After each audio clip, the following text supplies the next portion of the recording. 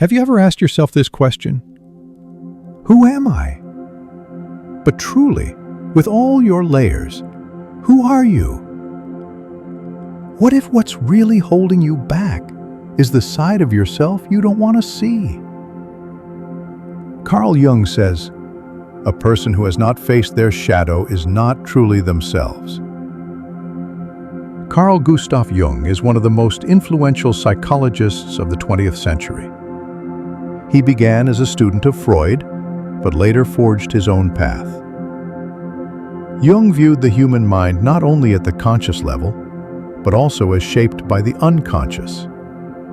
With concepts like the collective unconscious and archetypes, he made groundbreaking contributions to psychoanalysis. But what made him truly unique was his focus on humanity's relationship with its own darkness. According to Jung, the shadow is made up of the thoughts, emotions, desires, and flawed behaviors we repress. We push these parts of ourselves into the unconscious because they're not accepted by society. But repressing them doesn't erase them. They remain, silently influencing our actions. Anger, jealousy, judgment, arrogance. These are often traces of our shadow. And that's why Jung says, if you don't face your shadow, you'll see it in others and judge it.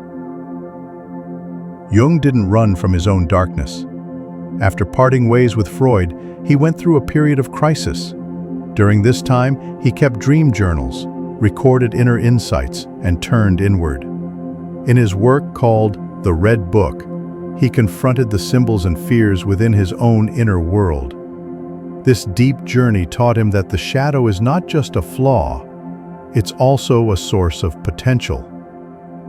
Running from the shadow is essentially running from yourself, because a human being is made of both light and darkness. Facing the shadow means meeting your mistakes, flaws, and fears with compassion. Jung says, "The tree's branches can only reach to heaven if its roots reach down to hell." Many people today live with a sense of inner suffocation. Sudden anger, internal conflicts, indecision, and feelings of worthlessness. These aren't just the stresses of modern life, they're the expressions of suppressed shadows. According to Jung, repressed shadow parts create imbalances in our personality. Denying your anger doesn't erase it. Understanding it is the first step to transforming it. So what should we do? Instead of suppressing your anger, try to understand it. When does it arise? Who or what triggers it? Observe without judgment. For Jung, connecting with your shadow begins with accepting it. You can connect with your shadow by writing, meditating, working with imagery, or exploring your dreams. You can channel it into creative expression and use symbols to give it form. The first step to healing is to look honestly at the parts of yourself you've been avoiding.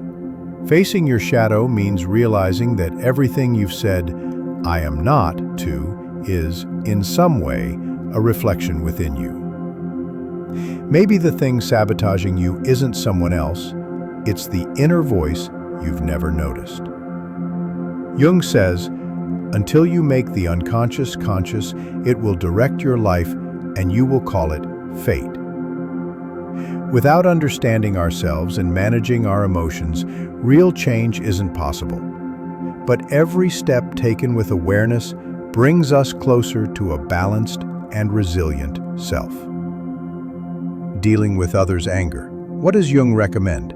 Jung believed that our reaction to someone else's anger often reveals our own shadow. First, ask yourself, is this anger truly about me, or is it a reflection of their inner conflict? Jung says people often project the parts of themselves they repress onto others. So when someone approaches you with anger, observe without personalizing it. Maintain your inner calm.